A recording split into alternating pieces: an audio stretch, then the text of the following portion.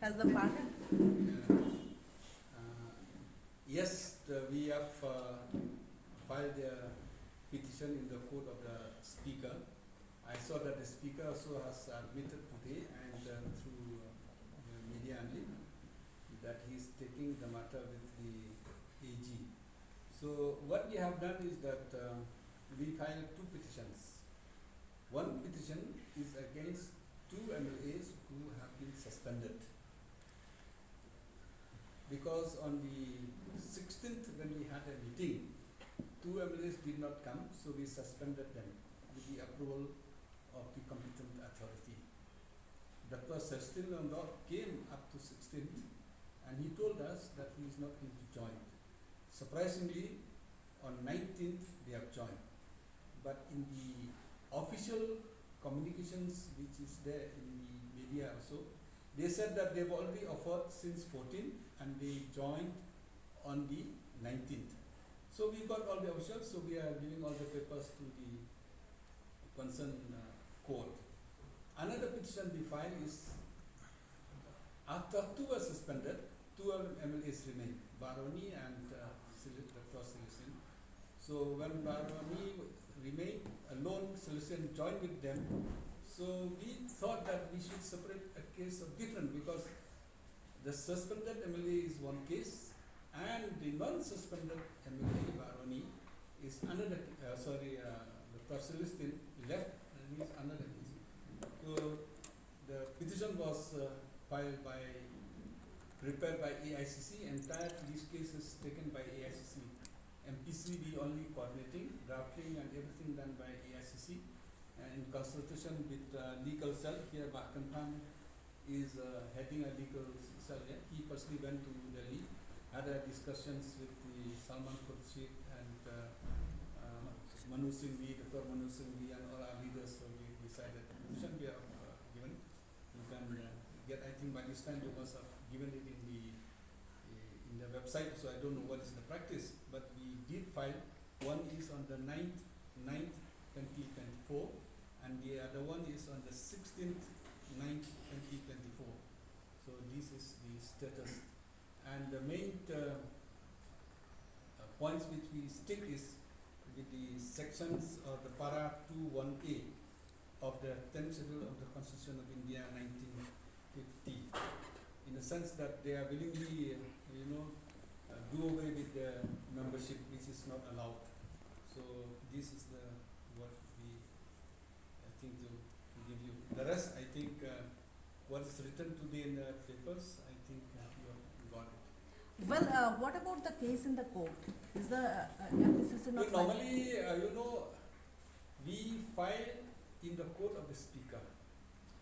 When the speaker disposed the case or given any judgment or giving any clarification, if we are not happy with that, and then we go to the appellate court, that is the high court. So our next steps, when the speaker will give any judgment or any decision, then if we are not happy with it, and we will go to the high court. If we are not happy with the judgment given by the high court, then we will go to Supreme Court. So this case is not a small case. This is a case, hopefully it will go to a higher level, to a high court or at the most to Supreme Court. So we have filed in the speaker, and we have not done anything in the high court because we are waiting the response, the judgment and the decision of the speaker.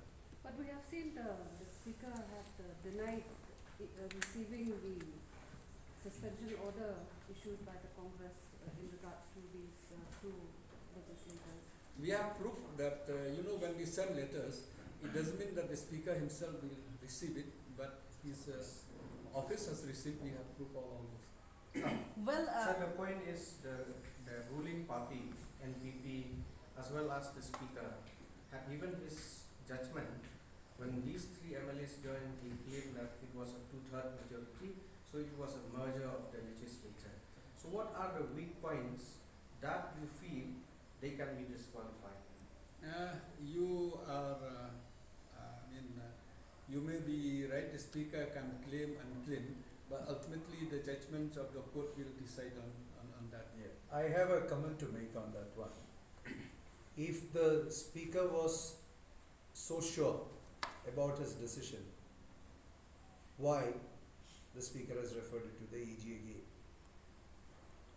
If he was so sure about his decision, why does he want a legal opinion that exposes the weakness or the doubtfulness or the fear of failure in the speaker, that if it goes for an appeal, he will have an unfavorable situation because he decided in haste?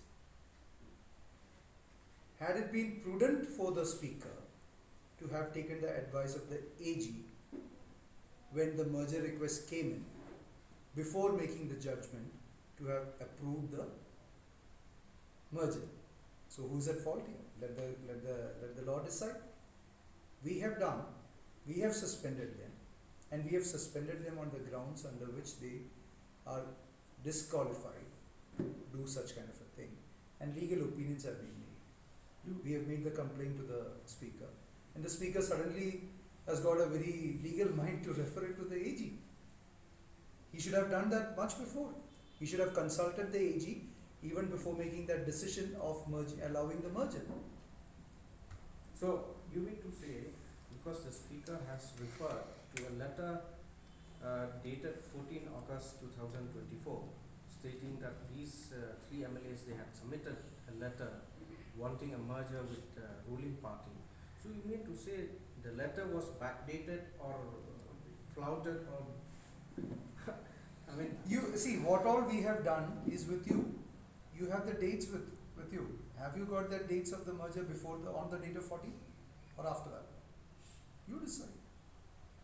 no, we are asking. I think that that questions which you have said, you are right. Up to 16, Dr. Sebastian came to us. He said that he has not joined. Whereas when the next day they said that they got a letter from 14th.